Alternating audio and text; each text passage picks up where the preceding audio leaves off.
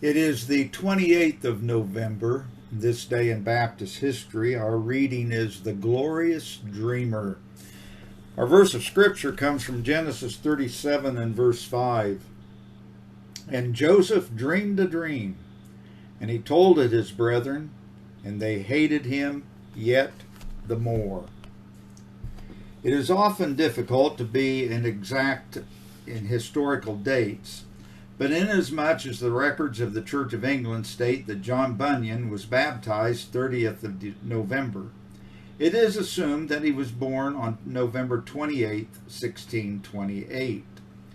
We know assuredly that the immortal tinker and glorious dreamer was born in the village of Elstow near Bedford, England. In 1644, Bunyan was drafted into the army, and in June of 1645, he returned to Elstow. By his own testimony, Bunyan in his early days was a vile youth, and about 1649 he married a poor girl who brought with her 2 books that had belonged to her father. Those volumes were The Plain Man's Pathway to Heaven and The Practice of Piety. And I quote, "One memorable day, when as he was attending to his tinkering business in Bedford, he overheard 3 or 4 poor women as they conversed about their own spiritual state. He presently joined in their conversation, as he was a brisk talker in the matter of religion, but he soon found that these persons had a knowledge which he lacked. It was indeed a case of, then they that feared the Lord spake often one to another. For their talk was about regeneration, or the new birth, conviction of sin, the revelation of Christ to their souls, the promises which had been applied, the conflicts they had endured, the temptations with which they had been beset, and the persecutions they had suffered, their own awful unbelief, wretchedness of heart, and the great lack of any creature righteousness that could please God. They quoted much scripture, and it was clear that to Bunyan that he was quite out of their secret. He made as frequent journeys as possible to Bedford to hold conversations with the women, and found that they were members of a little Baptist congregation, the pastor of which was John Clifford." End of quote. When it became apparent that Bunyan had spiritual interests, the ladies introduced him to their pastor. Bunyan's immersion by Reverend Gifford did not take place until he had endured a lengthy and trying period of deep-seated emotional conviction. He had almost despaired of ever coming to salvation when the Lord spoke sweet peace to his heart. This is the basis of his later book, Grace Abounding to the Chief of Sinners, 1666. After Bunyan's biblical baptism took place in 1655, he became associated with the Baptists in Bedford. This date is given by Thomas Crosby, the Baptist historian who wrote less than 100 years after the fact and had access to the records. The young convert was asked by the brethren to address them, and his sermon was so striking that it led to invitations all around Bedford. In 1656, Bunyan was brought into discussion with the followers of George Fox, the Quaker.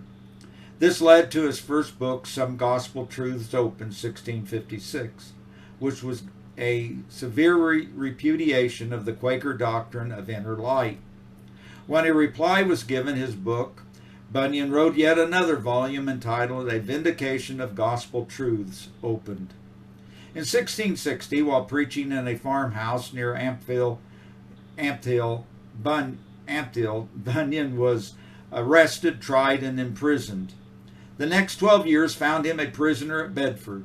During that difficult time, the man of God could have been released at any time if he had been willing to promise not to preach the gospel. Those 12 years proved very beneficial to the Christian world, as the man of God wrote Profitable Meditations in 1661, I Will Pray with the Spirit, 1663, Christian Behavior, 1663, The Holy City, 1665, The Resurrection of the Dead, 1665, Grace Abounding to the Chief of Sinners, 1666, and some other works. Bunyan lived 60 years, and he is credited with having written 60 books. In 1672, he was released by the Declaration of Indulgence, and at that time he became a licensed preacher and the pastor of the Baptist Church of Bedford. However, the following year, the indulgence was canceled, and on March 4th, 1673, he was rearrested, tried, and incarcerated again for 6 months. Some believe that it was at this time that the famed Pilgrim's Progress was written. Bunyan's celebrated biographer, Dr. John Brown, maintains that this classic allegory was not written in prison, but was penned after the author had been released. Be that as it may, there is no question that the work was composed in Bunyan's mind in his prison cell, though perhaps it was placed upon paper at a later date.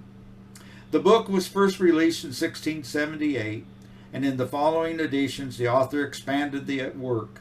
Other books were to follow: The Life and Death of Mr. Badman, published in 1680, The Holy War, 1682, and The Pilgrim's Progress, second part, 1684.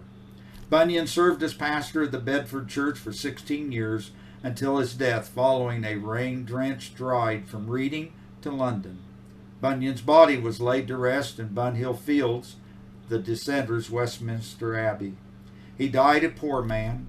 His widow, who was his second wife, issued an advertisement in which she stated, and I quote, that she was unable to print the writing which he had left unpublished. End of quote. Amazing, is it not, that he who is now world famous should die in the midst of his peers, so little known? History has vindicated the glorious dreamer, and in the course of time a stained glass window was placed in Westminster Abbey to his memory. To God be the glory.